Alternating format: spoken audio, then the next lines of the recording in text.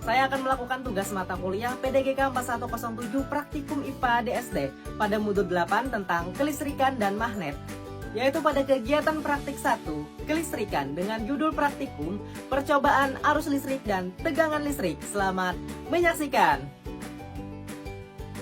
Listrik dinamis mempelajari tentang muatan listrik yang bergerak, yang kita sebut sebagai arus listrik. Arus listrik dalam suatu rangkaian dapat mengalir apabila kawat pengantar bersifat konduktor atau pengantar listrik yang baik.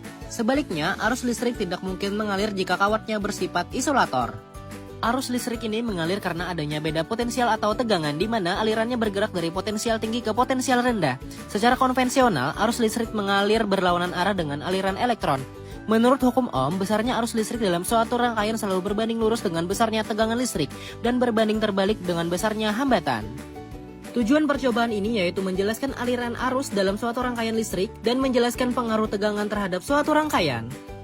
Alat dan bahan yang digunakan adalah sebagai berikut. Yang pertama adalah baterai sebanyak 3 buah, kemudian tali kabel yang tersambung dengan penjepit sebanyak 2 buah, berwarna merah dan hitam,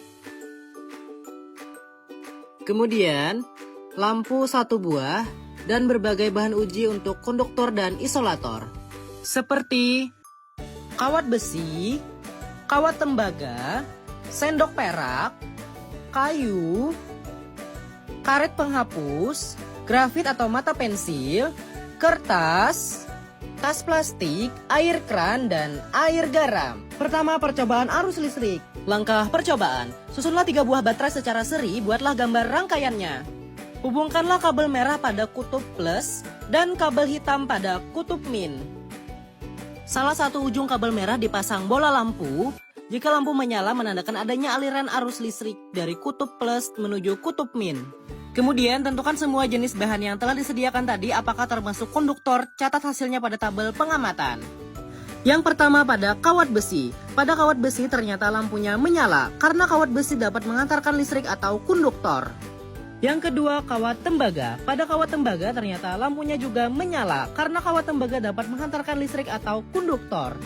Yang ketiga, sendok perak. Pada sendok perak ternyata lampunya juga menyala karena sendok perak dapat menghantarkan listrik atau konduktor.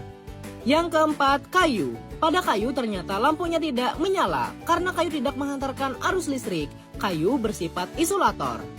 Yang kelima, karet penghapus. Pada karet penghapus ternyata lampunya tidak menyala karena karet penghapus tidak menghantarkan arus listrik atau bersifat isolator.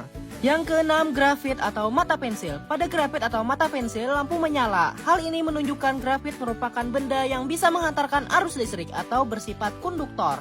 Yang ketujuh, kertas. Pada kertas ternyata lampu tidak menyala karena kertas merupakan benda yang tidak menghantarkan arus listrik atau isolator.